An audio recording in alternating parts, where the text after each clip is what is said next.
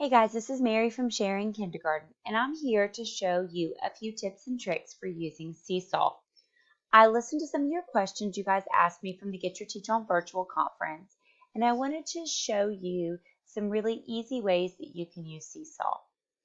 One of the ways we're going to go over here and do is we're going to start with this Add button, and we're going to add an activity.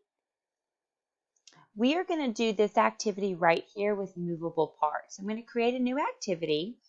And I'm just going to call it Movable Parts 2, okay? Now, I love that you can add voice directions right here, so don't forget about that. That's a great tool to use to help parents. But right now, we're going to prep our student template.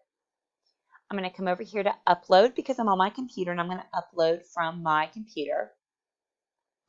Now, this is the activity that I would prep for like a manipulatable center activity. So these are little chrysalises, and you would take these and cut these apart, and kids would match up the word to the picture. Now you could do this in Seesaw if you wanted to, but I did a little bit of prep work to make it really easy for the students. I modified it to look like this. So this is my new image. Now I'm going to add this to Seesaw. Now you can see the difference between the one my kids would use paper is that the answer is already down here and I would cut it apart. In Seesaw, I want them to build this up. So these areas are blank and then these areas are blank. Now I have to finish prepping the activity. So I'm going to come over here to this camera and I'm going to click upload, not photo. I'm going to click upload. And I've got to add these pictures. To make movable parts, you have to have different pictures so that each picture can move. So when I add this picture, I'm going to have to adjust the size of it so that it fits in that spot. So you can see I uploaded the picture and I modified the size. Don't worry, I'm going to do it again. I'm going to go to Upload, Picture, and then I'm going to take those little corners and stretch the sides. This one is a little bit harder for the teacher to prep, but you can see why I chose to do it on my computer.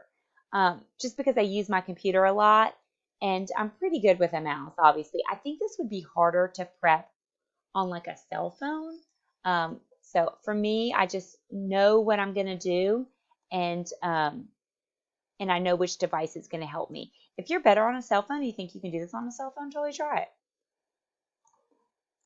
Now for this, I have to have my background, which is one picture, and then I have to have all 6 answers. So it's going to be a total of 7 images. You can see that this is going to take me a minute to prep. That's not good or bad. You just need to know it's not going to be like a one-click perfect upload. All right. Now I have to put these pictures over to the side, because if I stick them over to the side, then my students can manipulate them because I'm in the student template. I'm building what my students are going to see. So you can see I attached that template right there. I'm going to go back in it and show it to you one more time. This is the background picture, and then there's 6 more additional pictures over here. Okay? Now I'm going to save that activity. Each picture has to be separate for it to be movable. I'm going to assign this to my sample class. Now when students go in, I'm going to go in like a student. They would click on who they are, and they get the exact same template that I made. Now they're going to go over to this hand, and they're going to be able to move the pictures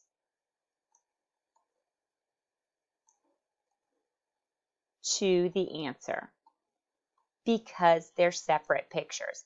Now it will happen that a kid will do this. It's okay. If they don't move it, if they don't know how to move it back, I don't care. So say they do this. I mean, obviously I'm not going to mark that wrong. Some of the kids are trained enough to know to do this, but some of them aren't. It doesn't really matter. But know that that is something that they can do. And then when they match it, they click on the little check, okay? So for Seesaw, in order to make movable parts, just remember that you have to have each picture separate.